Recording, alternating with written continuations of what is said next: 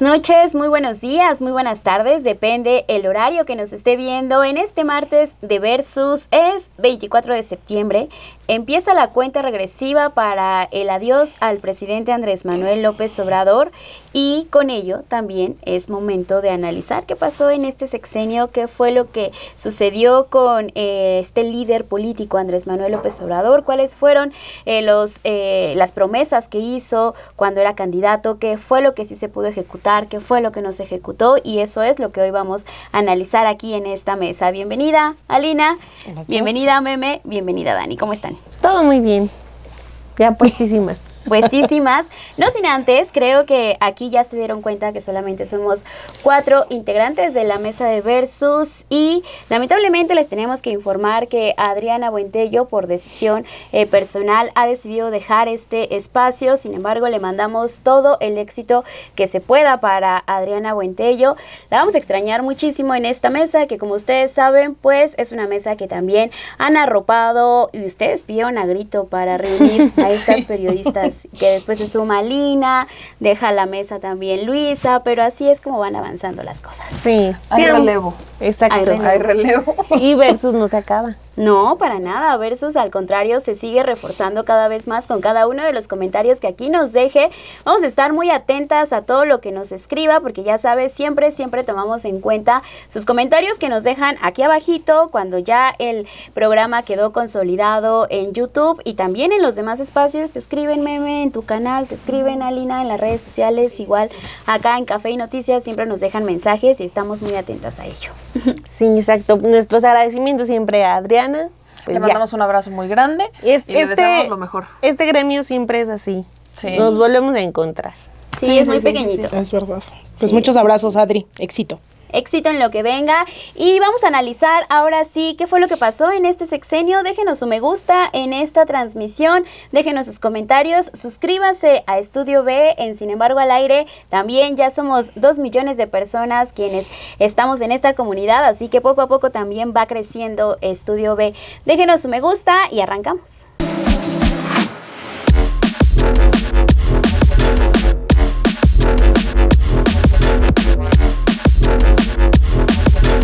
Pues vamos a empezar con esta mesa en donde estamos poniendo de un lado a Andrés Manuel López Obrador como el candidato y del otro lado a un Andrés Manuel López Obrador como presidente. Vamos a iniciar contigo, Dani. ¿Cuáles son estas, estas diferencias que puedes ver de manera general? Porque también es muy amplio hablar de un personaje como es Andrés Manuel López Obrador, de estos dos personajes. Sí, bueno, la verdad es que a mí me ha sorprendido mucho cómo Andrés Manuel López Obrador puede regresar en cualquier mañanera a un video del 2006 y escuchar el discurso que ha mantenido hasta 2024. O sea, creo que son pocos los políticos que se pueden dar ese lujo, ¿no? O sea, porque hay muchos que a lo mejor tienen la misma cantidad de años en la política, pero que han caído en una cantidad de actos deshonestos. Por ejemplo, no puedo evitar pensar en Monreal, ¿no?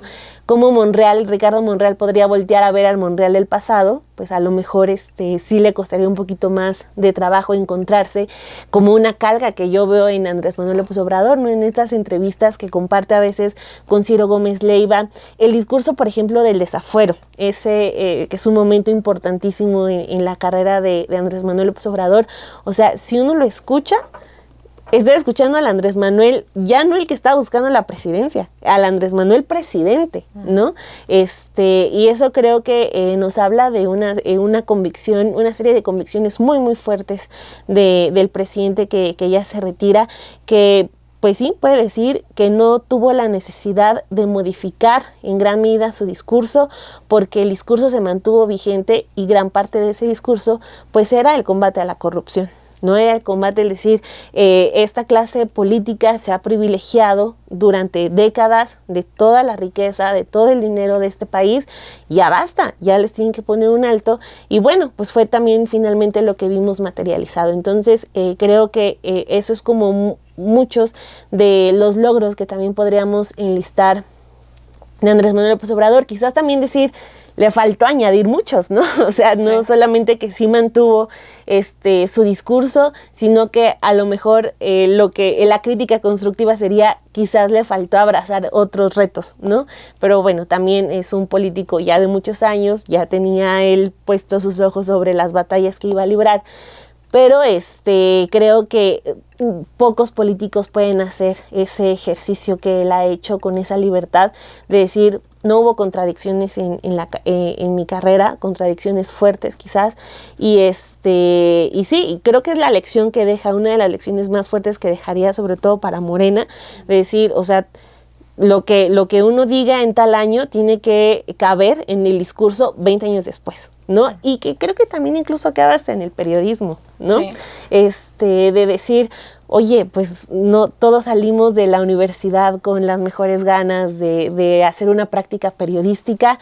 Pues no, cuidado con corromperte 15 años después o 10 años después, claro. O al año. Todo se te regresa, ¿no? Al final. Al final, o sea, creo que es una lección que se puede aplicar en varios rubros, de decir, el camino que uno tiene que seguir, tiene que permitirte el poder mirar a los ojos a tu yo del pasado. Entonces creo que en el versus de Andrés Manuel del pasado y del presente, el presidente se va con un buen saldo en ese sentido. Uh-huh.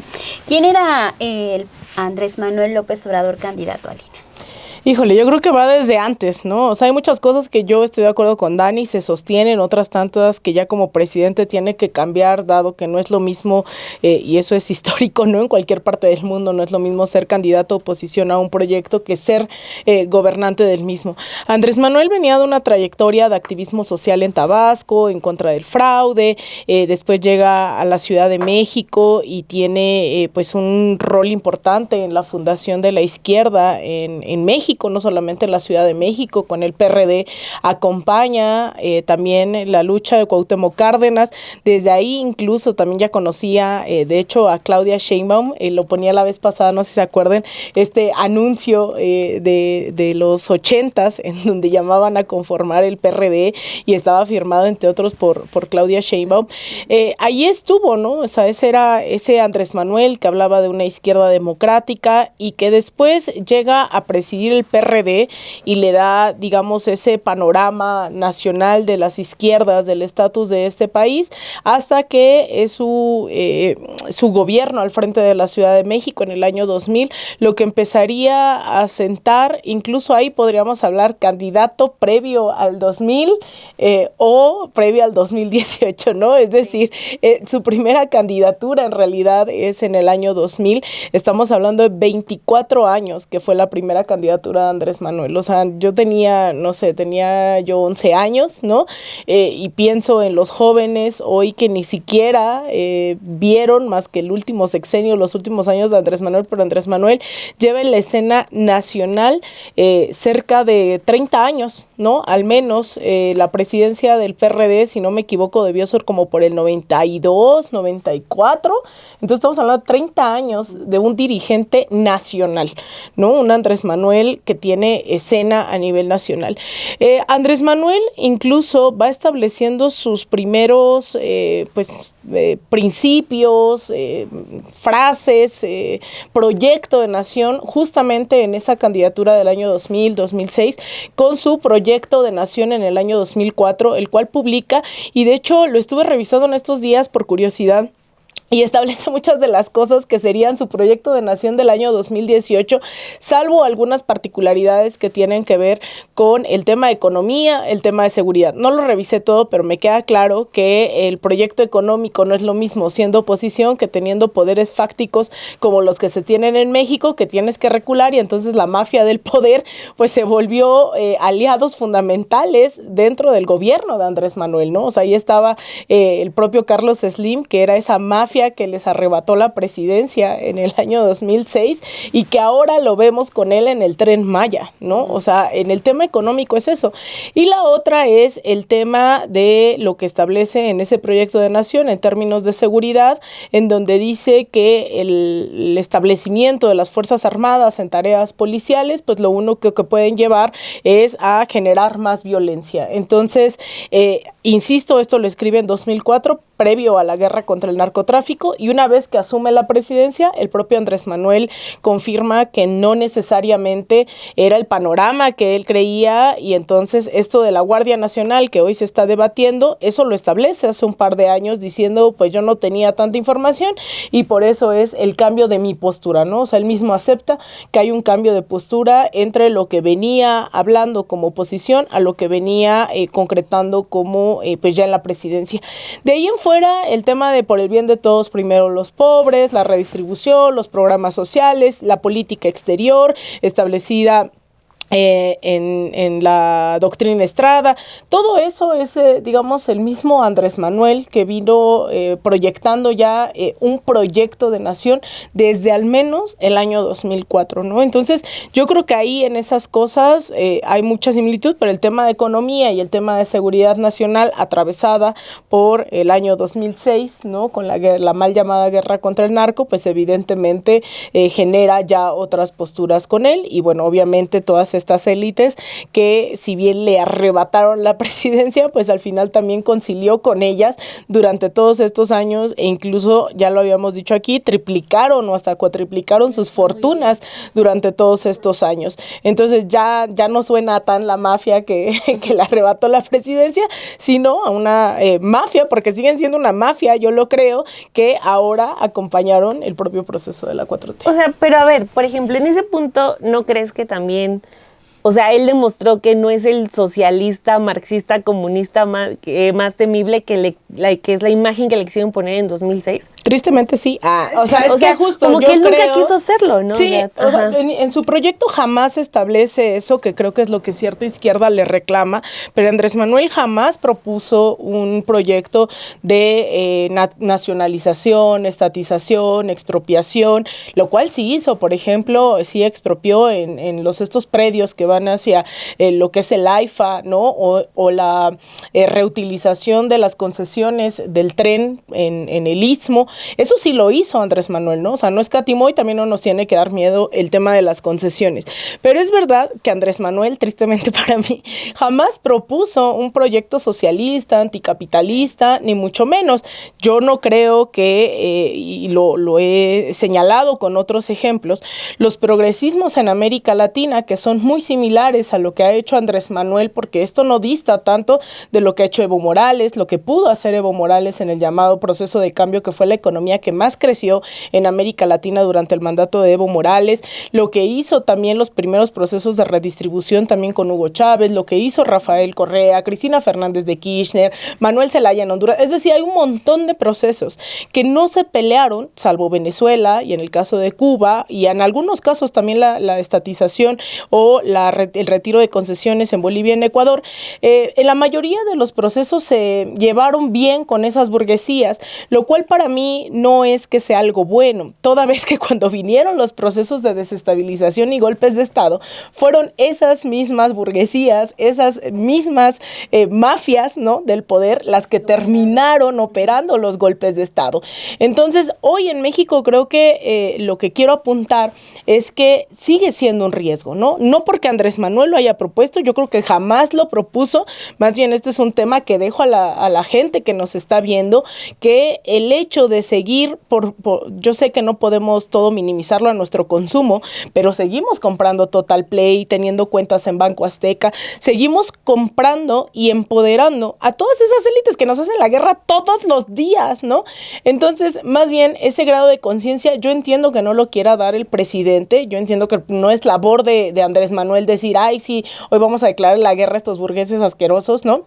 Pero yo sí creo que en esa profundizar la 4T y la revolución de las conciencias sí tendría que pasar por una concientización de hasta dónde esta gente no son aliados por mucho que se pongan el chalequito vino tinto, porque tienen negocios, tienen intereses, ¿no? Entonces también yo entiendo que, y ahora revisando los estatutos, pues Morena tampoco es un partido anticapitalista, tampoco es un partido socialista, y no estoy diciendo que, ay, entonces ya no vale la pena, ¿no? Estoy diciendo que hoy ese proyecto se ha consolidado en torno a una conciliación que tarde o temprano, al menos en América Latina y la historia de los últimos 20 años, les ha explotado en la cara a los gobiernos progresistas. Pero eso puede ser también un punto, no sé cómo lo vea también Meme, de poder llegar con una popularidad que no tenía ninguno de los presidentes, ¿no? Sí, o sea, también la manera y la aceptación que han tenido, al menos, y con lo que cierran algunos presidentes de izquierda, que estamos hablando también de cómo el proyecto del presidente Andrés Manuel López Obrador se enmarca dentro de esta ideología, aunque quizás, y más adelante creo que sí me gustaría discutirlo,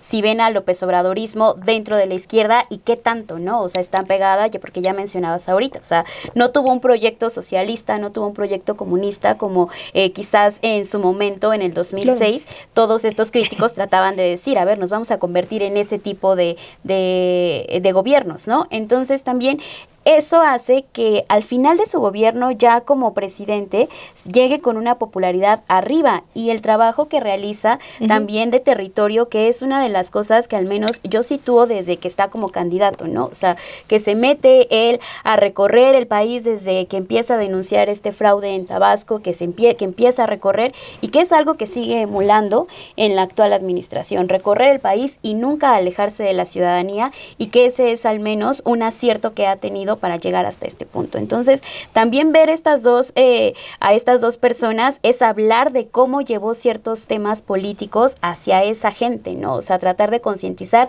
y a lo mejor si no llega a esa concientización que está mencionando Alina, pero sí llega a un punto de decir, hablemos de política, hablemos de qué es el Poder Judicial, hablemos claro. de qué son ciertos temas que coloca en la agenda pública que no estaban anteriormente. Entonces, al menos allí hay un avance para este proyecto de nación que el presidente, y lo decían los radicales en el programa pasado, ¿no? Que se estrenó el domingo, este proyecto que no es un proyecto de ahorita, de un solo personaje, sino que es un proyecto que ha involucrado a ciertas personas y que es el resultado de un trabajo constante que ha hecho el presidente y de escuchar también a la gente, que es algo que no se había visto en la oposición.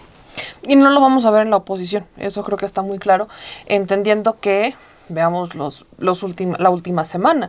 Morena ya tuvo un proceso de renovación y el PRI pues se mantiene con Alejandro Moreno Cárdenas. El PAN aferrado. Sigue, exacto, ya está aferrado. Jorge Romero, que pues es básicamente el 2.0 de Marco Cortés. Entonces, los partidos de oposición no han logrado una reconfiguración porque no están en ese momento.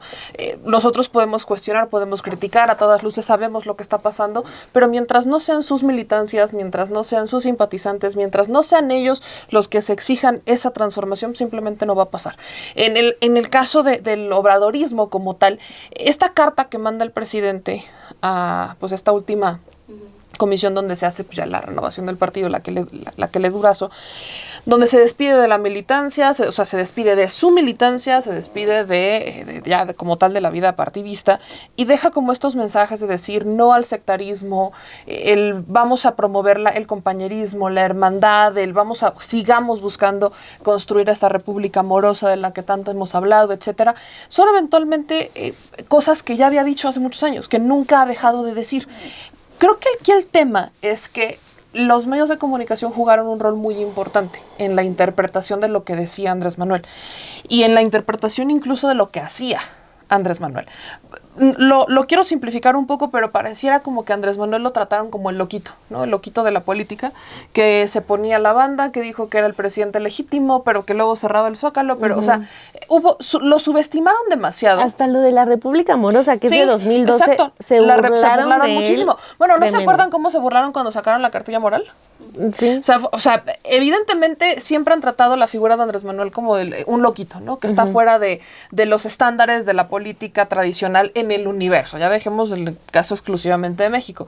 Porque sí se sale de ciertos estándares o de ciertos, pues del cuadrado de la política al final del día. Y eso es exactamente lo que necesitábamos. Alguien que fuera, no esta figura del outsider, como incluso intentan vender a Trump, sino como realmente, como fue Vicente Fox, sino alguien que realmente está fuera del cuadrado de la política pragmática, pero que la entiende y que sabe que hay una liga que tienes que estirar para hacer ciertas negociaciones, pero que también hay una frontera y una línea muy delgadita que no debes de pasar.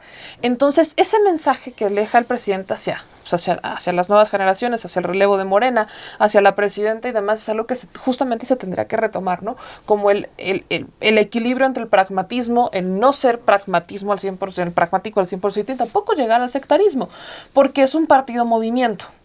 Aquí el proceso en el que está en este momento el partido es convertirse, ya no eres un partido de oposición, eres un partido de mayoría. Y eres el partido más poderoso en México y no sé qué tanto podría decir América Latina, pero al menos en México eres el partido más poderoso. Porque a través del obradorismo, a través de lo que representa, has sentado precedentes a nivel internacional. En otros países te toman como referencia. En Argentina toman como referencia a Andrés Manuel López Obrador. En España toman como referencia a Andrés Manuel López Obrador. En Francia lo toman como referencia. O sea, como que todo al final vuelve y aterriza al qué hizo Andrés Manuel diferente, porque no es esta izquierda socialista comunista como en niños. No se convirtió en Venezuela. La gente todavía ni siquiera entiende lo que es Venezuela. Y vamos como en esta discusión. Pero aterriza otra vez a los medios de comunicación. Hay varias notas que han sacado justamente el tema versus. AMLO candidato versus AMLO presidente. Por supuesto que, y yo creo que ya lo abordaremos en una siguiente ronda, la contradicción más grande es lo de la Guardia Nacional, ¿no? Los militares. Pero ahorita andaremos en eso porque aparte es la discusión del Senado de hoy. Pero la otra gran contradicción que ponen sobre la mesa son en realidad dos. La relación del presidente con la prensa y la relación del presidente con las remesas y los migrantes. Y voy a usar esos dos ejemplos para que entendamos que no es que el presidente hubiera una contradicción en lo que decía el presidente, sino que había una mala interpretación de lo que decía el presidente. Por ejemplo, Infobae rescata una serie de tweets de Andrés Manuel López Obrador. Uno de ellos es del 2015, donde toma el Reforma como referencia y dice: la encuesta del Reforma revela la debacle de Enrique Peña Nieto, pero lo más preocupante es el pasmo de la clase política ante la crisis de México. ¿A alguien le suena contradicción eso? A mí no. Pero relatan este tuit como la contradicción de es que el presidente ataca al Reforma y dice que es el pasquín inmundo, pero también lo usa como referencia. El Wall Street Journal, exactamente lo mismo. Retoman un tuit del presidente del 2013 cuando dice: el artículo del Wall Street Journal sobre la entrega del petróleo servirá de prueba para la denuncia penal en contra de Peña Nieto por traición a la patria. ¿Alguna contradicción? No. Simplemente tomaba como referencia el trabajo de los medios que estaban sacando en ese momento. La contradicción es que cita al Wall Street Journal. La contradicción es lo de Peña Nieto, que ya después ya no lo quiso tocar. Exacto, la contradicción. Ahí es donde podemos cuestionar hasta dónde, o sea, espérate tantito. Y ahí entramos en temas de Hertz Manero y bueno, nos podemos aventar 3 programas en él. Y luego nos quejamos, pero ¿y luego? Pero, ¿por qué sería una contradicción mencionar al Wall Street Journal o al Reforma en notas que sacaron en el 2013 o en el 2015 respectivamente sobre cosas que estaban pasando con Enrique Peña Nieto? Creo que lo que en realidad está evidenciando esto es la contradicción, uno, de los propios medios de comunicación, que en su momento sí sacaban esta información y que hoy tampoco tocan ni con el pétalo de una rosa o de manera muy suavecita intenta tocar todo lo que tuviera que ver con esas administraciones, porque obviamente su atención está completamente centrada en Andrés Manuel López Obrador. Y la segunda es el tema de los migrantes. Le retoman un tuit del 2016 cuando dice: está tan mal la economía que muchas regiones del país solo viven del dinero que envían los migrantes a sus familiares, benditas remesas. Y para ellos, para Infobae, es una enorme contradicción el que Andrés Manuel dijera esto. Que reconozca a los migrantes. Que reconozca a los migrantes, que diga benditas remesas y que son las remesas las que están rescatando la economía. Y que literalmente dicen: AMLO cambió el discurso, ahora considera un milagro social y una extraordinaria fraternidad del pueblo mexicano el envío y repunte de los ingresos de las remesas. Ojo, no hay contradicción. La economía de México estaba mal, sí, y no está en su mejor momento. Podría estarlo si no hubiéramos tenido una pandemia. Pero entendiendo el contexto de la pandemia, viendo el peso como está en este momento, viendo la inflación como se ha mantenido lo más amortiguada posible, entendiendo el concepto de la pandemia. Y encima hablamos del salario mínimo, el logro quizás de los más grandes de su administración, el incremento histórico del salario mínimo, pese al famoso mito de si incrementas el salario nos va a venir el monstruo de la inflación y entonces no hay manera en la que pueda sobrevivir el país. Rompió ese estigma, rompió ese paradigma. Por supuesto que las remesas son importantes y tampoco podemos creer o asegurar que en 6 años la economía de México va a ser la octava maravilla, entendiendo que gran parte del problema es la recaudación de impuestos.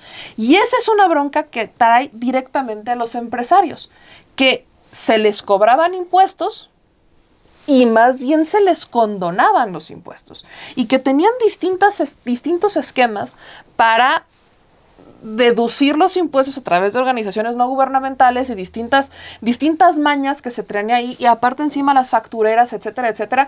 Por supuesto que cuando llegan las modificaciones empiezas a mejorar. Claro que la economía en este momento está muchísimo mejor y las remesas siguen siendo extremadamente importantes. El día que las remesas dejen de ser importantes, ese día la economía mexicana estaremos hablando de otra cosa.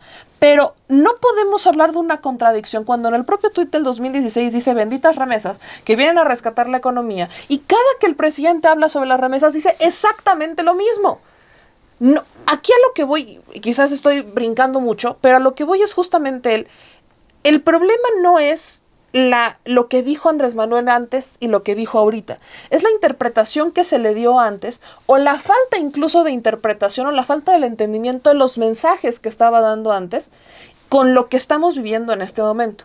Que eso no quiere decir que no podamos cuestionar y qué pasó con Peña Nieto, por qué no procesamos más a los expresidentes, que no se pudo hacer nada más de este lado. O sea, claro que podemos cuestionar toda esa parte. Por supuesto que podemos cuestionar, si ya nos vamos al tema de salud, qué es lo que pasó. O sea, podemos hacer todos esos cuestionamientos porque al final 6 años no son suficientes para hacer un cambio súper drástico y entonces tener a la República morosa de la que ha hablado toda la vida. Pero sí hay un gran avance. Y es un avance que vemos en congruencia con lo que ha dicho. Por supuesto que se van modificando discursos, por supuesto que se van modificando pues prácticamente ya ni siquiera son discursos, ya son hechos, porque ya no te toca solamente hablar, te toca a ti tomar las decisiones. Entonces, claro que vas a ver una diferencia, pero no podemos decir que fue un AMLO candidato dijo una cosa y ahora drásticamente dice otra, porque dijo exactamente lo mismo, solamente que una lo dices desde la voz de la oposición y la otra te toca decirlo desde la voz del que está administrando los recursos del Estado, el erario y el que está tomando las decisiones políticas que marcan el rumbo del país. ¿Va a haber diferencias? Sí, pero si vemos seriamente, en esencia es exactamente lo mismo. Y en ese sentido, Dani, ¿qué logros se crearon en este sexenio, en esta administración, que tú puedas ver que sí también hubo resultados después de que los prometió, siendo este personaje que tenía un proyecto de nación desde mucho antes de estar buscando la candidatura? Logros tangibles podrían ser 100% los programas sociales, ¿no? O sea, recuerdo mucho toda la polémica que se generó cuando él empieza a ser jefe de gobierno y empieza con el apoyo a adultos mayores. Por ejemplo, él elimina, o sea, nunca contempló esos mecanismos de pruebas de vida, porque después lo que vino cuando en la Ciudad de México, bueno, en el Distrito Federal se implementa el apoyo para adultos mayores, fueron las malas copias alrededor, ¿no? Por ejemplo, que les dieran un apoyo cada 6 meses, pero inestable, o sea, que tenías que irlo a renovar, o si no, o por ejemplo, lo que les decía de las pruebas de vida, que era tener a los viejitos, aunque ya no pudieran ni moverse, afuera de las oficinas de gobierno. Eso yo lo vi en el Estado de México, algunos en camilla, algunos en silla de rueda, bajo el sol, para llegar a decirle a alguien, sí, estoy vivo, todavía merezco mi apoyo, ¿no? Todavía síganme pagando.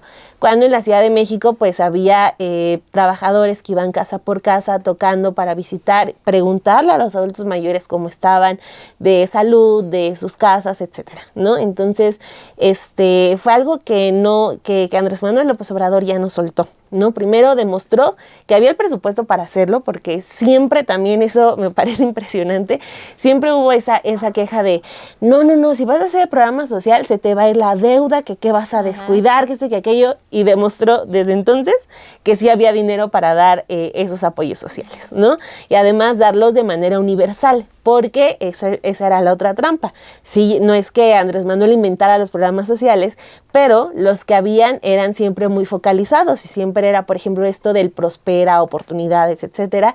Siempre era de, a ver, me traes tu cuestionario y yo voy a evaluar si te lo voy a dar o no, si eres lo suficientemente pobre para merecer un apoyo social del gobierno. Que también eso se prestaba 100% para la coacción del voto. si no votas por nosotros, esto se va a acabar, va a cambiar el gobierno y se acabó.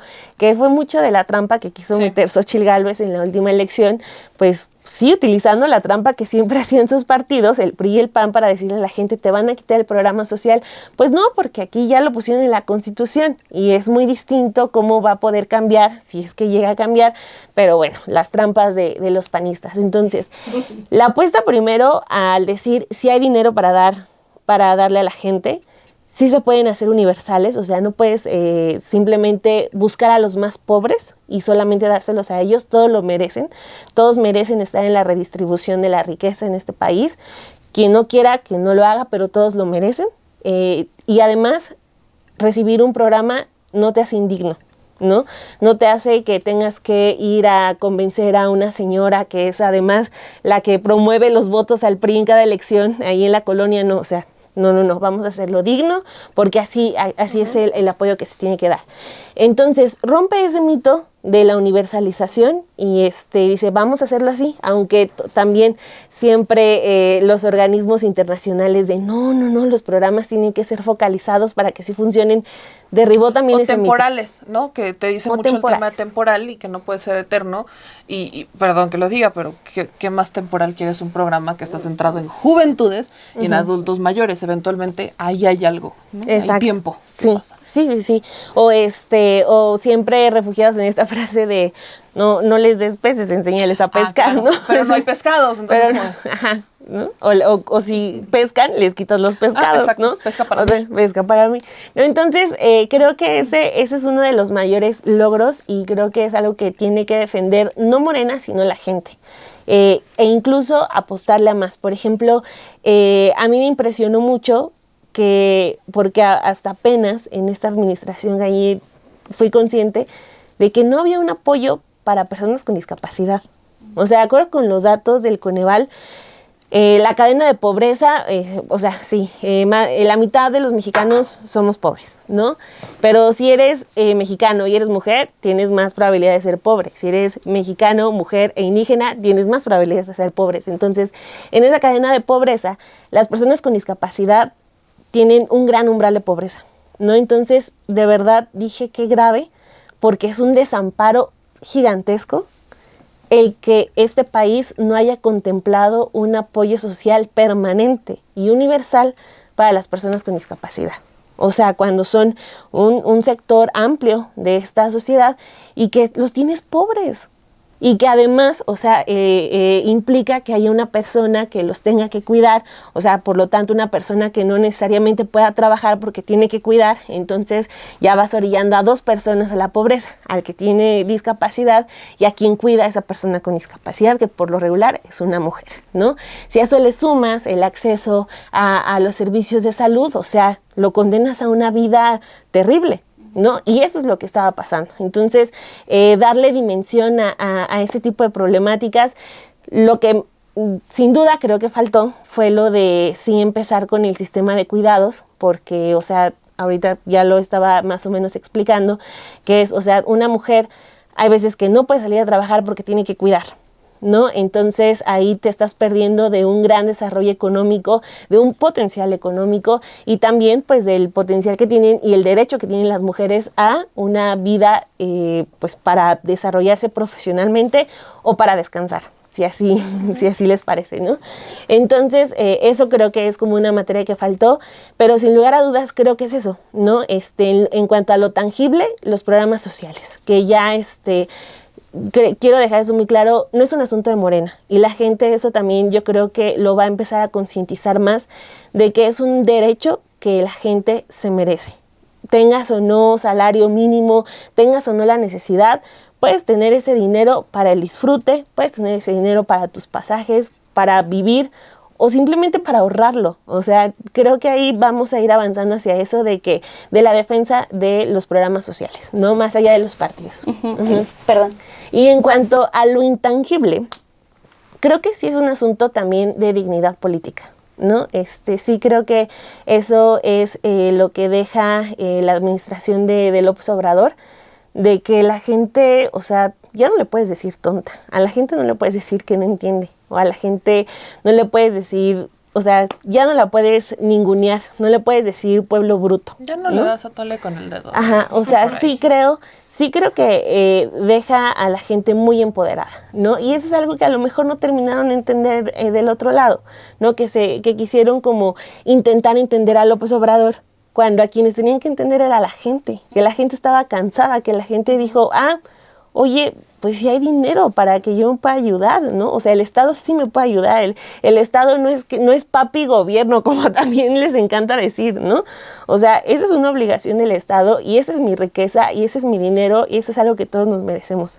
Entonces, ahí está el punto de que no, algo que estamos viendo de mucha politización en todos los niveles, pues del otro lado no lo entendieron y sí creo que es algo que impulsó Andrés Manuel López Obrador. Creo que sí es por completo una tarea que hizo, o sea, de decirle a la gente, de tomarse el tiempo de explicarle, de tomarse el tiempo de irla a visitar, o sea, porque el hecho de que se dedicara años a visitar municipios, a quedarse a dormir en las casas de personas de donde le agarraba la noche, el hecho de visitar y de meterse a comer en donde la gente común come, o sea, aunque muchos digan, no, sí, la ruta gastronómica de AMLO, no, o sea, hasta esos tipos de actos, o sea, lo acercaron y terminan por decir, bueno, la política es nuestra, no es de los que vienen cada 6 años nada más a la capital y ya se van, ¿no? Piden el voto y ya se van. Entonces creo que sí es algo que sembró durante mucho tiempo. Sí lo pondría desde el desafuero, creo que empieza esa gran politización de la gente, no solamente en la Ciudad de México, porque pues tomó esa decisión de no centrarlo, sino de no ser un líder centralista, sino decir, vámonos, mientras todos los demás están haciendo su escándalo acá, vámonos a recorrer, sea una reunión con 5 personas, sea con 100, la vamos a hacer. Y pues sí, le funcionó porque el fruto que recogió es son millones de personas que lo defienden y no lo defienden porque sean borregos, porque sean peje zombies, lo defienden porque hay convicción también del lado de la gente. Y es que eso que estás planteando, Dani, tiene que ver sí con una dignificación para la sociedad, sí para una dignificación de lo que él ha avanzado, de lo que él ha caminado, pero es un político cercano a la gente, ¿no? Cercano a entender cuáles son las necesidades de las bases. Es un líder que se fue gestando también poco a poco, como la gente lo vio y como lo iban idealizando también de cierta forma y de lo que él iba capitalizando para justamente crear esta imagen que hoy vemos de Andrés Manuel López Obrador. Estas bases también que sientas, Dani, sobre los programas sociales, es entender cuál es lo que está necesitando la gente para poder crecer y para poder repartir las riquezas, que aquí en Versus ya lo habíamos estado platicando, ¿no? La manera en cómo la gente se siente empoderada al momento de sentir ingresos y que también es una realidad, los datos lo arrojan. En este sexenio la gente ha sentido que tiene más capacidad de riqueza, que tiene más adquisiciones, que tiene más poder para acceder a alimentos básicos, ¿no? Entonces, eso también tiene que ver con las políticas de izquierda. Sin embargo, lo que hemos estado viendo y este movimiento que tenemos, también hablamos de un López Obradorismo, ¿no? Que está sentando las bases. Hace un momento tú mencionabas, se tiene que avanzar y se tiene que fortalecer estos programas sociales y pedir más. Lo que vemos ahorita con el próximo sexenio de la presidenta Claudia Sheinbaum es ya este tipo de promesas para fortalecer los programas sociales, y viene otro, ¿no? Que es también fortalecer a las personas cuidadoras, todo lo que tiene que ver con el tema de cuidados, que estaba descuidado también, así como el de discapacidades que no existía, pues ahora se siguen fortaleciendo y tiene que ver con estas bases que ya está sentando el presidente Andrés Manuel López Obrador, y que eso me lleva a preguntarte, Alina, ¿en realidad está siendo el López Obradorismo una especie de izquierda? ¿Hacia qué tan izquierda es? O si es otro sistema ideológico que se está creando y que más adelante quizás la historia va a llegar a juzgar. A ver, son muchas cosas, Perla, no voy a acabar en 5 minutos, no sé. ¿Qué le pregunto a ella? Mira, sí, espérate, qué bueno que le dijo a ella. Tienes un minuto. Mira, llevamos 40 minutos de programa. No, a ver, ya. Saca la chicharra. Todavía falta yo. A ver, primero, sí, mi debraye. Tiempo. Ya. A la izquierda de lo que había, claramente, ¿no? A ver, para empezar, los programas sociales no solo son programas, se reivindicaron como derechos sociales, ¿no? O sea, hay una connotación en donde se hacen constitucionales porque no son dádivas, son los propios impuestos de la gente redistribuidos ahora en forma de programas sociales constitucionalmente establecidos que no se tenían en ningún momento, ¿no? Y que todo, ellos dicen, es que es lo mismo que en otros sexenios. No, no es lo mismo, ¿no? Porque lo otro estaba así condicionado a ciertas praxis políticas, que ahora pues hay un montón de gente también que puede tener su programa de votar por el PAN, por el PRI, y eso no va a impedir que se les quite, que era el discurso de Xóchitl Gálvez. Pero también hay una reconcepción de hacia dónde dirigir estos recursos públicos, y ahí sí, Dani, sí hay un programa para personas con discapacidad hasta enero del 2024. Hay 1,482,451 derechohabientes del programa de personas con discapacidad, sí.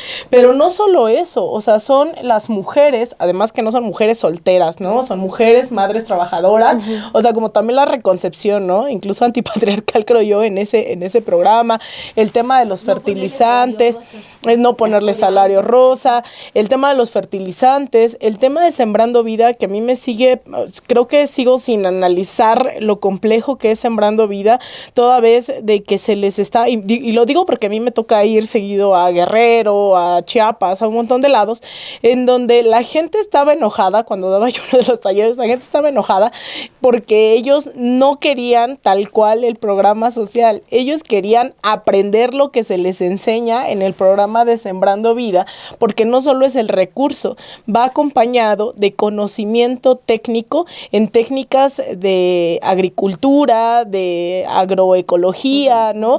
Que incluso también ahí se necesita un mínimo de hectáreas que obviamente no todos tienen en México. Entonces la gente estaba enojada porque ellos también lo querían, ¿no? Pero querían el conocimiento que se les está dando para mejorar las técnicas de sus cultivos. Entonces eso, además, aunado a que se ha implementado y ha desarrollado en parte también una economía y más que nada una soberanía alimentaria, es un proyecto muy complejo que la verdad creo que tendríamos que estar analizando más el tema de Sembrando Vida, o incluso esto que yo todo el tiempo repito, que hay 20,000 beneficiarios y beneficiarias en El Salvador, 20,000 en Honduras, 5,000 cooperativas en Cuba, se iba a implementar en Haití, pero con el asesinato de Jovenel Moisés, pues ya no se pudo, y había diálogos para realizarlo ahora en Colombia, ¿no? Es decir, también eso estaba ayudando a generar empleo en otros países que tienen altos índices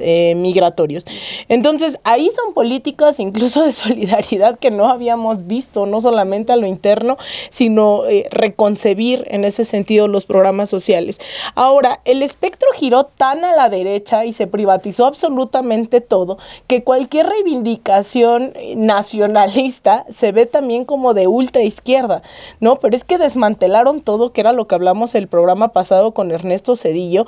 Empezamos a ver a De la Madrid, a Salinas, a Zedillo, o sea, no nos quedó nada, ¿no? Privatizaron todo, y lo que decía, si no mal recuerdo, creo que era Laida Sansores cuando era senadora, de no privatizaron a su madre porque no pueden, ¿no? Porque no tienen. Un discurso creo que se da en el marco de la reforma energética en el 2013. Es cierto, ¿no? O sea, quisieron privatizar absolutamente todo, pero también el mundo estaba girando ya hacia otro momento, en donde con la pandemia y con la guerra en Ucrania empezaron incluso gobiernos que no necesariamente son de izquierda, sino como Macron, ¿no? O, digamos, varios ejemplos, empezaron a ver hacia adentro de sus economías. Empezaron con una economía nuevamente proteccionista, nacionalista, de reestructurar la industria nacional, y eso también fue México. Entonces, también las propias inercias, evidentemente bajo una lógica nacionalista, ¿no? Como la de Andrés Manuel, pues llevó a nacionalizar el litio, a repensar toda a lo de la industria eléctrica para que el Estado fuese quien regulara, el incremento del salario mínimo en el 110% por sobre la inflación, es decir, un montón de políticas contrarias a la lógica pues abiertamente neoliberal, pero eso no implica que no queden varios resquicios, retos, obstáculos y cosas muy jodidas, ¿no? Como que pues también votamos no solo por la reforma al Poder Judicial, sino por la disminución de la jornada laboral de 48 a 40 horas, que ayer Ricardo Monreal decía como pues eso no es prioridad, ¿no? Y eso a mí me parece que es una política profundamente antineoliberal, porque en el neoliberalismo se alarga la jornada laboral, lo que se busca ahora es reducirla, y eso quedó ahí en el olvido. La otra es, yo no digo que se le declare la guerra a los empresarios, ¿no? Pero yo sí creo que hay que pensar nuevamente en las bases de cómo esos empresarios pues lo que hacen es explotar a la clase trabajadora para ser ricos. O sea, esa es la base fundamental de la lógica de acumulación del capital, en donde los empresarios no tienen que mover un dedo. O sea, no es que sean buena onda y te den un trabajo, es que se quedan con parte de tu trabajo, te explotan 15 horas, te pagan lo de 5 y se quedan lo de 10, ¿no? Entonces, si no repensamos estas sociedades profundamente injustas, pues creemos que nos hacen el favor con lo que chantajean después los empresarios, que es que tienen un montón de clase trabajadora, ¿no? Ayudando al país. No es cierto, están explotando a la gente. Entonces, ahí la relación con los empresarios va a ser fundamental. Y la otra, y la última, en donde anclo esta pregunta si se es o no de izquierda, porque yo creo que no estamos viviendo una dictadura, como dicen los medios de comunicación, nos está reprimiendo al pueblo, nos está, ¿sabes? O sea, yo sí creo que no podemos bendecir al ejército y decir, ay, bendito pueblo uniformado, porque sigue habiendo casos, ¿no?, de violación de derechos humanos, etcétera, etcétera. Entonces, el tema del ejército a mí me parece que es de las cosas más difíciles de abordar, mucho más complejas, y que un poco tratando de apuntar a una solución que sea de izquierda. Yo decía en el 2004, Andrés Manuel dijo, pues el ejército no tiene que estar en las calles. Cuando llega a la presidencia dice, yo no tenía idea de cómo estaba esto. Obviamente en el 2004 no existía la guerra contra el narco, ahora existe una guerra contra el narco, se ha logrado detener el incremento, ¿no?, potencial de la violencia, pero yo sí creo que tenemos que repensar en la conciencia popular, en la organización popular que se expresó durante lo más horrible de la guerra contra el narco, que fueron las autodefensas, ¿no? Ya existe la Guardia Comunitaria en Guerrero, incluso anclada en una ley, existe una ley para que exista la Guardia Comunitaria de Guerrero de 1997, y en el caso de las autodefensas, yo no creo que fuera errónea esa idea. Lo que pasó fue una cooptación sistemática del Estado y después el abandono de la misma en manos del crimen organizado para que los asesinaran a todos. Entonces, pues yo sí creo que no estamos debatiendo en las izquierdas lo suficiente el tema de la seguridad. Ya lo han pensado en algunos otros lados, que la conclusión pues son milicias, es pueblo armado, guardias comunitarias, autodefensas, y ahí es en donde creo que está muchas de esas críticas, pero también es un país tan diverso, ¿no? Aquí no podría yo acabar de los ejemplos de cuando irrumpe la Guardia Nacional a favor o en contra del pueblo, ¿no? Hay lugares en Chihuahua, por ejemplo, que piden que se retire la guardia porque el narco no les hace nada. Hay otros lugares donde piden que ingrese la guardia porque el narco los está acosando.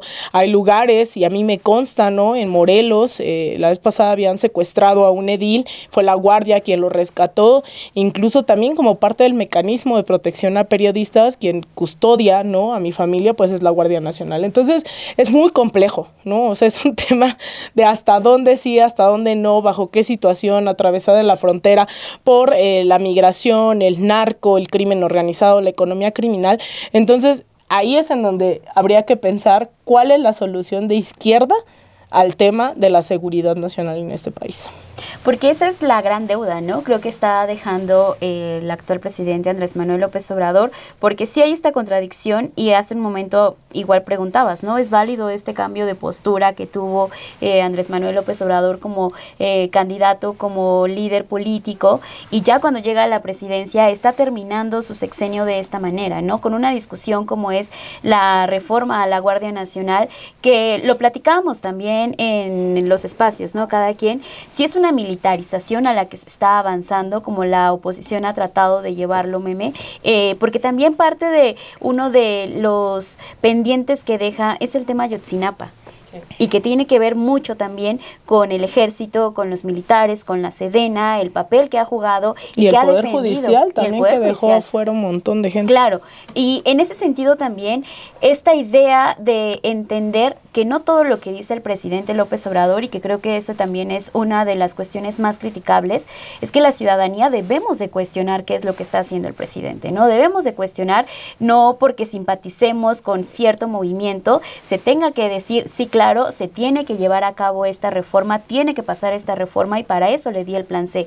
Creo que ese también es uno de los pendientes que tenemos para el siguiente sexenio, que justo la ciudadanía cuestione más, nos cuestionemos más si es válido que la Guardia Nacional pase a ser y a formar parte de la Sedena, esta adscripción, y recordar también que un caso como Ayotzinapa, con lo complejo que ha sido, y además que también el presidente inicia una investigación, pero una de las promesas fue eso, saber y esclarecer este caso, y no se ha cumplido. Es que hay varias cosas que obviamente están en un aire, y creo que aquí hay que dejar claro que los absolutos no existen. Decir que todos los elementos de las Fuerzas Armadas son represores es un error. Decir que todos los policías federales serán corruptos también es un error, porque estamos hablando de agrupaciones que tienen varios elementos, y asegurarlo pues también es bastante... pues es bastante irresponsable cuando no conocemos cada uno de los casos. Estas corporaciones ambas se mueven con mandos, tienen organizaciones, y eventualmente aquí la pregunta es, si queremos saber la verdad de lo que ocurría, por ejemplo, en el caso de Ayotzinapa, no podemos solamente verlo desde la vista de los 43, se tiene que ver desde la vista también de la verdad histórica, que fue la construcción de la mentira para tapar lo que en realidad ocurrió. Entonces, si no resuelves las dos cosas, si no empiezas a armar las piezas de lo que ocurre en ambas cosas, pues tampoco vas a encontrar respuestas absolutas, porque estamos hablando de un caso que ocurre hace más de 10 años. Las pruebas físicas desde el principio no las tenemos, no porque no pudiéramos tenerlas, sino porque justamente se construyó una verdad histórica para encubrir lo que en realidad había pasado. Entonces tienes un proceso que fue hecho de una manera muy mala. Tampoco podemos decir que las Fuerzas Armadas, contrario a lo que dice el presidente, que las Fuerzas Armadas cooperaron muchísimo, tampoco podemos decir que es cierto, porque existen resistencias dentro de las propias Fuerzas Armadas. Por mucho que el presidente, siendo el comandante supremo de las Fuerzas Armadas, les ordene entregar los expedientes y abrir la zona militar número 1, y que dejen entrar a todos, y que se haga todo transparente, por supuesto que los militares le van a decir, claro que sí, presidente, y le van a llegar y le van a dar el informe, y ya lo hicimos, y entonces no lo van a hacer. ¿Por qué? Porque van con la bandera de es que hay temas de seguridad nacional. Entonces, es un tema que por supuesto tenemos que ir avanzando. Creo que el momento en el que estamos es, en el caso particular, ¿no?, de la reforma de la Guardia Nacional, que está haciendo todo un debate en el Senado y demás, estamos hablando de una reforma que en la realidad en la que estamos en este momento tiene sentido solamente por una cosa. Aunque recordemos cómo se creó la Guardia Nacional. La Guardia Nacional, para que tengas elementos reales de la Guardia Nacional, pues necesitas reclutar desde cero. Y no hay mucha reclutación, ¿no? Ahí hay un tema porque se han hecho campañas para reclutar, etcétera, etcétera. No hemos visto como mucha respuesta, o no sabemos en realidad qué tanta respuesta han tenido de jóvenes que quieran inscribirse desde cero, porque la idea de la desmilitarización es tener elementos nativos de la Guardia Nacional, que no sean militares, sí, con un entrenamiento fusionado militar con civil, pero que sean nativos de la Guardia Nacional. A estos ya no les podemos llamar militares, porque no se metieron a la Sedena y no se metieron a la Marina. Pero para que eso pase, tienen que pasar todo el curso. Estamos hablando del mínimo 5 años para una primera generación. Entonces, si vamos entendiendo eso, es un proceso de desmilitarización. Pero en los hechos, necesitas que alguien se haga cargo de la chamba que tenía en su momento la Policía Federal. Y para eso necesitas gente, ¿no? Entonces, si no puedes aparecer elementos de la Guardia Nacional como frutas de un árbol, necesitas reclutarlos. ¿De dónde los reclutas? Muchos vienen de las Fuerzas Armadas. Y una parte, pero son muy pocos en realidad, de la Policía Federal, le entra. Y hay un problema entre los que son de la Policía Federal, que entraron a la Guardia Nacional, y los que son militares. Y es un problema que se da en todo el mundo, y es un problema eterno.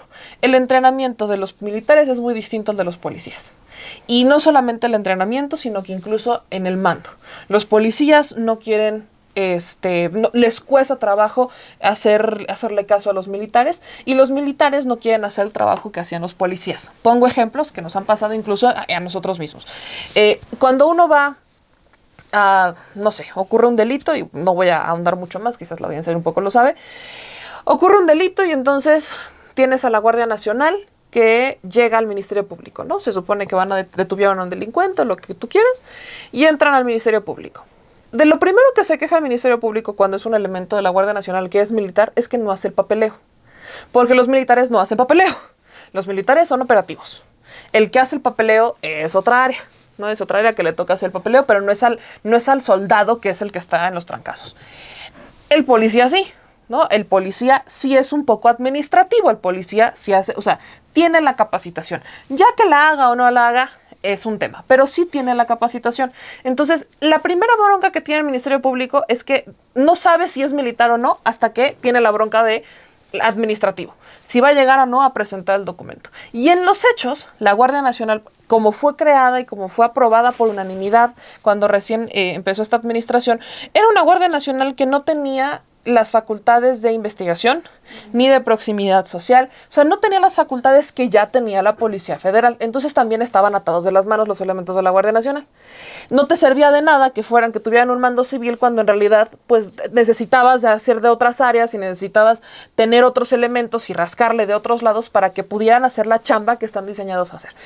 A eso le sumamos una modificación que se da en el 2022, por cierto, impulsada por el PRI, con negociaciones a través de Adán Augusto, por cierto, dato curioso, donde ellos proponen hacer una iniciativa en el sentido de la Guardia Nacional, que es el antesala de esta discusión. En esa discusión, que se aprueba también, fue una ley secundaria además, lo que se hizo en esa discusión fue separar un poco los elementos de las fuerzas, o sea, de la Guardia Nacional como tal. Entonces, en realidad la Sedena está dividida en varios departamentos, y al estar ya dividida en tantos departamentos, las Fuerzas Armadas como tal es lo que engloba, pero los militares son unos, los de rescate son otros. O sea, ya es una división que podríamos decir que existía, pero que ya se le dio como tal en cada uno de los organigramas. Entonces, a partir de eso ya queda como muy descafeinado, llamémosle, en el organigrama, la Guardia Nacional a la Sedena o a las Fuerzas Armadas. Queda un poco descafeinada porque no es como que tal van a ser lo que diga el comandante de la zona militar número 10. Sino que tienen su propia área. La intención es que, y eso es lo que dice el presidente, es que a través de la Guardia Nacional se blinde, que a través de la Sedena se blinde a la Guardia Nacional para evitar que tenga, que esté como en la tentación de algún acto de corrupción, poniendo el ejemplo de Genaro García Luna y cómo prácticamente se mandaba sola la Secretaría de Seguridad. Al tenerla adscrita a las Fuerzas Armadas, inmediatamente hace que todo lo que se decida tenga que pasar forzosamente por el presidente de la República. O sea, digamos que la intención es, cuando estaba en la Secretaría de Seguridad Genaro García Luna, al final Genaro hacía lo que quería y podía tener sus contratos o sea, podía hacer lo que él quisiera. Porque es una secretaría civil que tiene sus ciertas facultades como más administrativo, más burócrata. Podía hacer lo que quisiera, tanto que servía un cartel. Exacto, podía hacer tan lo que quisiera que servía un cartel. Y en el caso de las Fuerzas Armadas, si eso pasa, es porque el presidente lo sabe. Es porque el presidente, o sea, no hay manera humana, y esa es la intención, al menos así es como se vende, que el presidente no esté enterado o no haya autorizado algo, porque la cadena de mando es la esencia de las Fuerzas Armadas. Entonces, si los sujetas a una cadena de mando, obligas a que sea el presidente o la presidenta de la República al que es el responsable de lo que hicieron inmediatamente. Mientras que si va a un área civil, ya como que, digamos que le pasas la bolita al secretario de Seguridad y el presidente se lava las manos. Aquí no. Ese es lo que se vende. Ahora, dicho eso, también tiene sus mitos. No vamos a decir que las Fuerzas Armadas no han sido corruptas. No vamos a decir que los elementos de las Fuerzas Armadas no han tenido vínculos con el crimen organizado. Claro que lo han tenido. Tan es así que es de estas grandes cosas que te dicen cuando hacen operativos, que cuando hacen estos grandes operativos prefieren trabajar con la Marina que con la Sedena. Porque la Marina son más organizados, más estructurados, son menos, son menos corruptos, llamémosle, mientras que la Sedena sí tiene estas ciertas fugas por ciertos grupos adentro de las Fuerzas Armadas, que son los que hacen la resistencia. Entonces, es un tema muy polémico, pero en esencia, la reforma a la Guardia Nacional y demás, el ancla es el presidente, y el ancla del presidente es el pueblo. Porque no, si hubiéramos a tener un presidente, y ahí es donde entra un poco lo endeble de esta reforma, supongamos que el pueblo se deslinda del empoderamiento del que hablabas, supongamos que el pueblo se le olvida, se harta, dices que son lo mismo, no quiero hacer nada. Ahí está el riesgo. Porque hoy tenemos una herramienta que es la revocación de mandato para controlar a un presidente. Si no nos gusta su trabajo, si no nos gusta lo que hace, está esa herramienta que es la revocación de mandato y en 3 años se fue. Lo más bien, lo vamos. Ese es el pueblo. Si el presidente tiene el vínculo con el pueblo, entonces las Fuerzas Armadas tienen el vínculo con el pueblo.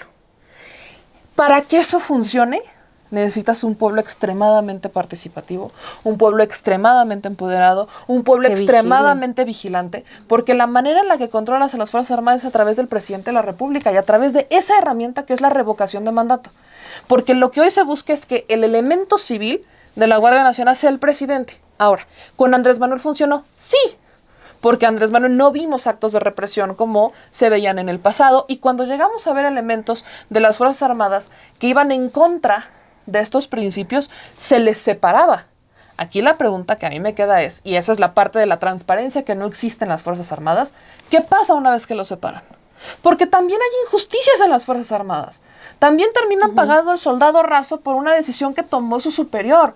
O sea, esa es la parte en donde no podemos decir que sea perfecto. Pero en grandes rasgos no es que sea una contradicción, es que se le da una explicación distinta. Pero el ancla, para que todo funcione, para que la política social funcione, para que la nueva política se siga dignificando, es que el pueblo participe. Que estemos involucrados, que no digamos, ay, ese como ya hacían las mismas negociaciones de antes, ya no quiero. No, eso es lo que necesitamos, esa participación. Aquí la pregunta es, ¿responsabilidad de quién? ¿A quién le toca qué? Para que la ciudadanía siga participando. Porque lo que es Andrés Manuel López Obrador como fenómeno político, lo digo con respeto, ¿no? Pero, o sea, como este fenómeno político internacional, no se ve todos los días. Y el movimiento es un movimiento joven todavía. Morena es un partido joven todavía. Puede equivocarse. Entonces, ¿cómo vamos a motivar? ¿A quién le toca qué? A la ciudadanía es una enorme responsabilidad, pero ¿cómo hacemos que la ciudadanía esté extremadamente vinculada, que tengamos ese control, llamémosle sí indirecto, hasta de las Fuerzas Armadas? Muy probablemente vamos a tener que hablar en un capítulo posterior sobre este tema de la Guardia Nacional. Ya nos decían, hablen sobre el ejército de Felipe Calderón y la Sedena del presidente Andrés Manuel López Obrador, porque hay muchos ángulos por los cuales ver, pero ya llevamos 1 hora de este versus, se nos fue así como el agua entre las manos, y ya para finalizar, a mí me gustaría así hablar de manera muy, muy rápida y muy concreta también sobre el papel de los intelectuales en este sexenio, porque creo que es un papel también que el presidente Andrés Manuel López Obrador hace esta batalla para tratar, así como desmitificó el tema del salario mínimo, así como desmitificó también los programas sociales, como se cayeron muchos de los mitos, se cae también la cara y la máscara que tenían los intelectuales y a quienes estaban sirviendo, ¿no? También qué es lo que va a pasar en el siguiente sexenio, ya sin un personaje como Andrés Manuel López Obrador, porque por primera vez no lo vimos en una boleta presidencial y desde ahí comenzaron a reconfigurarse varias cosas, entre ellos este papel de los intelectuales. Dani. Bueno, antes me quedó una duda. Hace rato se entendió que dije que no había programa de para personas con discapacidad. Sí. Ah, no, la corrección. No. Lo que Dani quiso ver. Sí, o sea, me quedé así. No, por eso cuando vino me dijo Dani, sí, yo. Equipo Dani. Sí, pero yo dije que sí. No, pero, corrijo rápidamente, o sea, no lo había hasta esta administración. Entiendan desde ahí el comentario pasado. Perdón. Borren, hagan como que regrésenle. Perdón, estoy gritando. Ella todos en el chat. Dani, ¿cómo eres capaz de decir eso? Dice, perdón, estoy gestando. Perdón, estoy gestando. Perdón, estoy Bueno, gestando. es la respuesta que ha tenido Dani. El equipo para Dani, este momento. el equipo Dani El tiene comodín, esa el tiene comodín. necesidad Vale, de- por se roba tu comodín, conocimiento. Dani. Sí, pero no, gracias. Pero sí, el comentario era de no lo había hasta ahorita, que ya se instauró y de ahí lo grave, que no lo hubiera antes, ¿no? Bueno, ahora lo de los intelectuales, sí, creo que es un gran regalo el que nos deja el presidente. O sea, de dejar de decir don Krause, don Aguilar Camín, o sea, ya basta. Son personas que han vivido de dinero público, son personas que así se han enriquecido, que así han hecho sus negocios, como al igual que un Slim, al igual que un Larrea, así se han manejado todo ese grupo de intelectuales. Y además, no solamente eso, no solamente se han enriquecido, sino que también a muchos los han educado, ¿no? O sea, hay una gran generación que todavía dice, no, pues Aguilar Camín me enseñó tal cosa, con sus libros de historia, Krause con toda su serie de Clio y esto, o sea, también educaron. Eso que es lo que se me hace más grave. Sí se enriquecieron, pero que educaran bajo su óptica. O sea, eso es delicadísimo y ojalá también pues ya haya como una nueva generación. Y no quiero un Krause de la 4T tampoco, ¿no? O sea, sí. tampoco es necesario ni un Aguilar Camín de obradorista, sino que sí haya una nueva oleada de historiadores que puedan hablar de la historia de este país de manera distinta, ¿no? Ya no bajo la óptica de estos personajes privilegiados. Creo que es un gran regalo que nos deja junto con el quitarle la máscara a las ONGs, ¿no? Agarro parejo en muchos casos, siempre voy a hacer ahí ese énfasis de que el Centro Pro, desde mi perspectiva, no merece estar en ese costal junto con todas las organizaciones del mismo logotipo de Claudia X González. Pero, o sea, también empieza a decir, a ver, bueno, ¿por qué empezaron a brotar tanto? ¿O por qué estos centros de pensamiento empiezan a brotar tanto en determinado momento? Los CIMCO, los México Evalúa, los México Cómo Vamos, etcétera.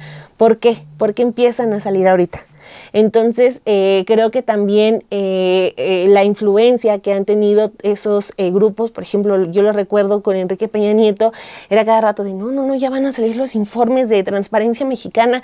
Y bueno, el decir quiénes están detrás de esas organizaciones y también cómo se han enriquecido a la par de los intelectuales, o sea, los expertos en economía, los expertos en políticas públicas, o sea, creo que también es un tema de decir ya basta de la farsa, ¿no? Entonces, le va a costar mucho trabajo a las organizaciones no gubernamentales honestas. Vuelvo a poner el mismo ejemplo, el Centro Pro justo le está costando ese trabajo, tiene que salir a hablar cada que el presidente los menciona, por ejemplo, en el caso de Ayotzinapa. Entonces, creo que ahí sí tiene que haber una reconfiguración para decir, a ver, no generalicemos, ¿no? Porque exacto. Sí, o sea, sí hay organizaciones que hacen un trabajo muy, muy importante y tampoco nosotros nos podemos privar de eso, pero también lo podemos hacer ya bajo una idea muy honesta de decir, a ver, Claudia, que tú me vas a decir que es un altruista. Ya basta de eso, y todos los Claudio X González, los que tengan su cabellito largo y su y su saco de pana, me van a dejar de ver la cara, ¿no? O sea, ustedes no son altruistas, ustedes no son activistas, ustedes son políticos, ¿no? Al igual que lo de Krause, Aguilar Camín, el Bartra, o sea, todo ese grupo, incluso hasta los desamparados de los apoyos culturales, ¿no? O sea, a ver, mucho librito, sí, mucha investigación, pero ¿cuántos apoyos de cultura has tenido? ¿No? O sea, también desmitificó a un montón de creadores, de escritores, no políticos, sino que estaban muy cómodos recibiendo su fonca cada año, ¿no? O sea, hasta eso también fue así de, no, ya no. Entonces creo que es un regalo que nos deja, es un gusto que él se dio, que también es un discurso que ya tenía desde antes, o sea, simplemente ya lo dejamos de ver como, o los medios lo dejaron de ver como el loquito que se dijo en 2006 presidente legítimo, y ya siendo presidente pues lo materializó, ¿no? También podría sumarle, por ejemplo, lo que pasó con el CONACYT, ¿no? Sí. Todo lo que se dio a conocer de cómo Calderón le daba millones de pesos a Kimberly Clark para que investigara sobre papel higiénico.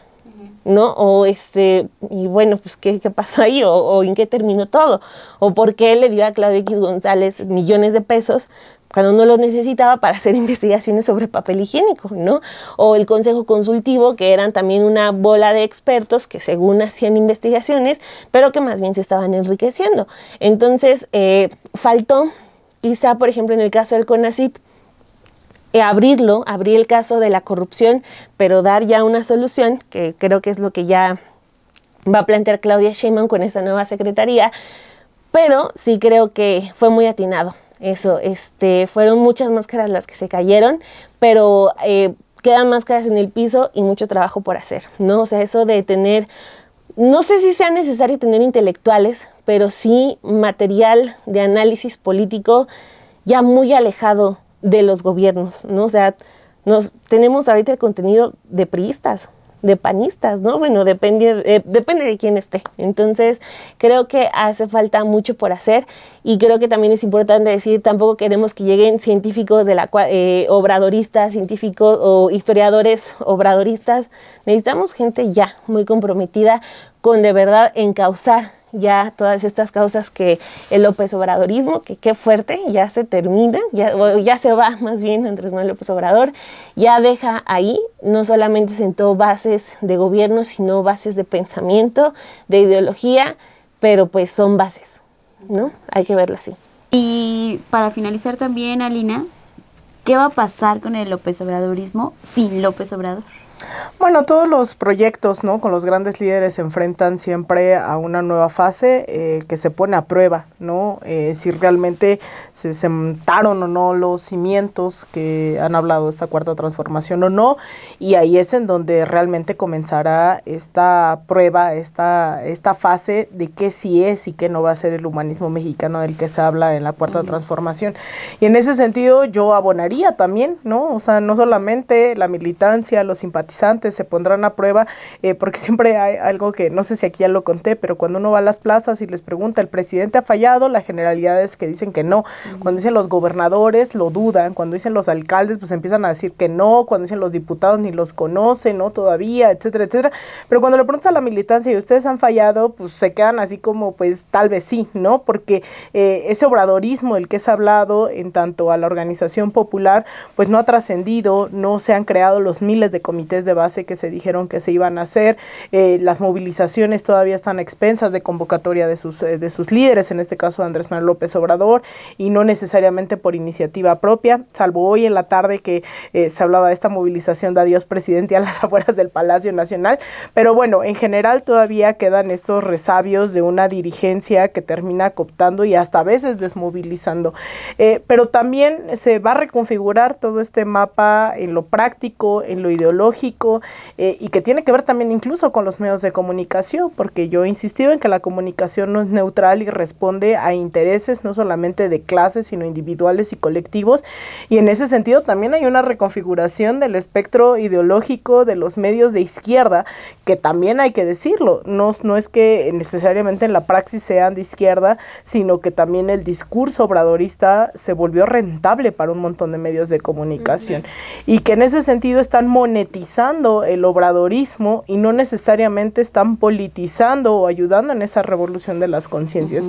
Y ahí es en donde también va a haber, yo creo que un quiebre, en donde si la ciudadanía confirma que ese obradorismo va a seguir de manera constante permeando en la reflexividad de la gente, pues van a apostarle a gente que haga crítica, a gente que construya, que señale, que se entienda, ¿no? Más no que deserte y que sean veletas, que hemos visto también un montón de compañeros en los últimos, que se dicen compañeros durante las últimas semanas, hablando exactamente igual que la derecha, siendo tuiteados por la derecha, escribiendo igual que la derecha, o sea, es decir, si piensan y actúan como la derecha, es como amigo, date cuenta.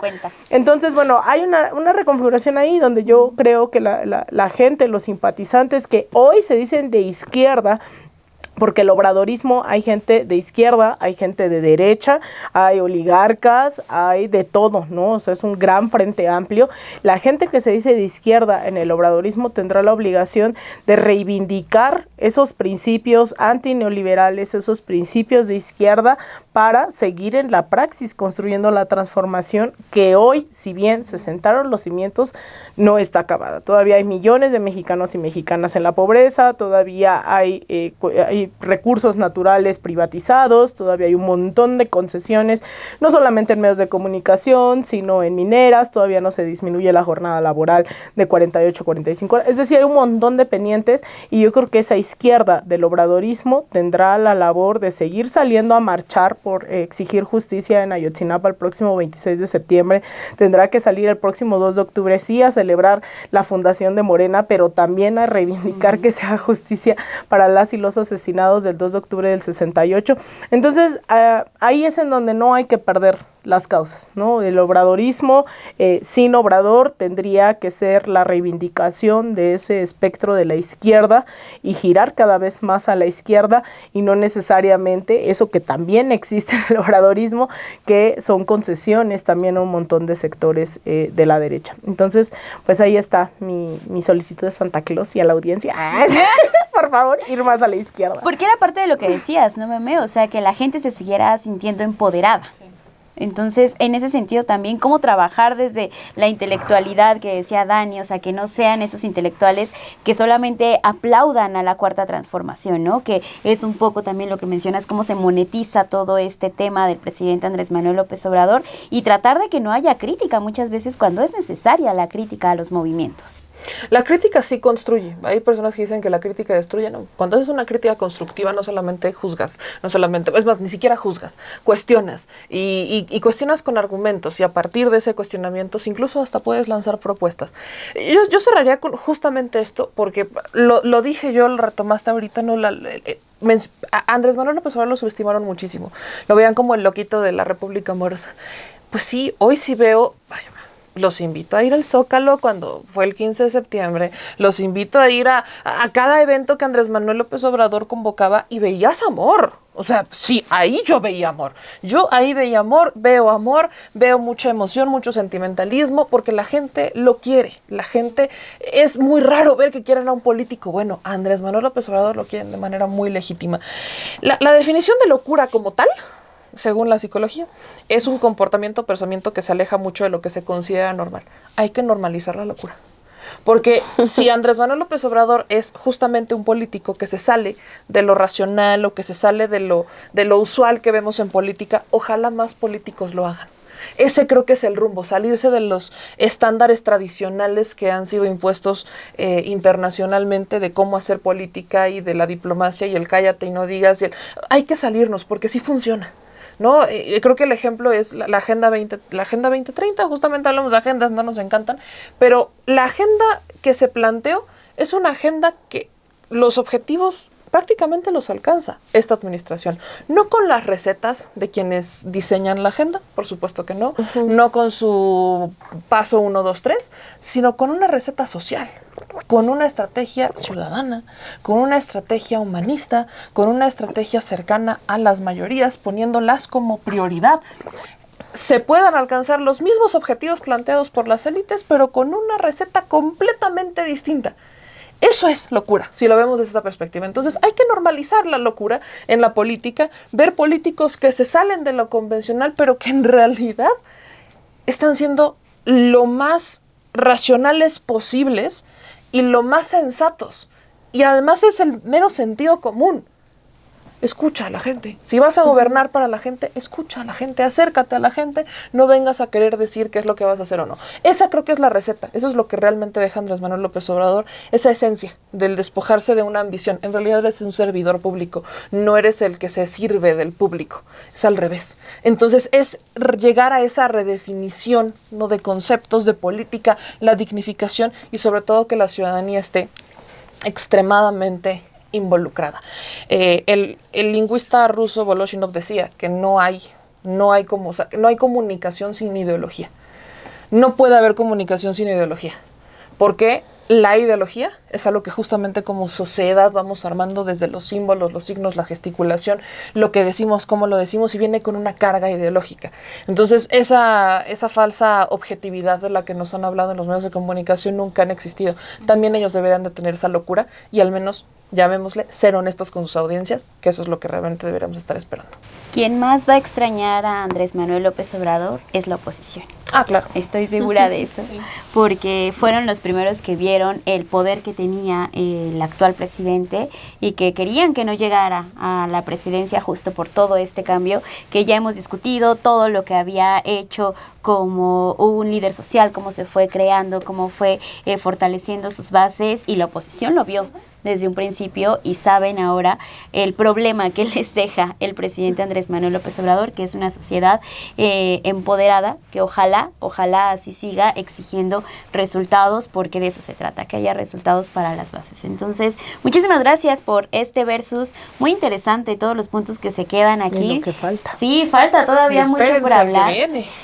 Y va a estar muy interesante. Nos vemos la siguiente semana. Muchísimas gracias por quedarse hasta el final. Nos extendimos un poquito más en este verso. Son 1 hora 15 minutos casi que llevamos ya Fue de culpa esta de Meme. transmisión, pero fue culpa de Alina.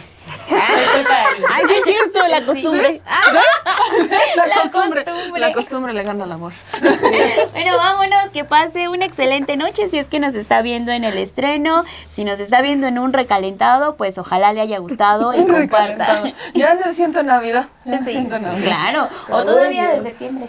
El pozole recalentado. Ay, pozole recalentado. Ay, no, El ya pan no, de comas, muerto. ya no comas comida del 15 de septiembre. Si está congelada, se vale. ¿Se vale? Se vale. ¿Cuánto se vale? Ya tira ese pozole, Ya ya tira está ese todo mozo pozole. y te lo sigues Es que le da sabor. Le da sabor. Nos vemos, que No es pase ajo. un excelente martes, excelente semana y disfruten. Bye. Chao.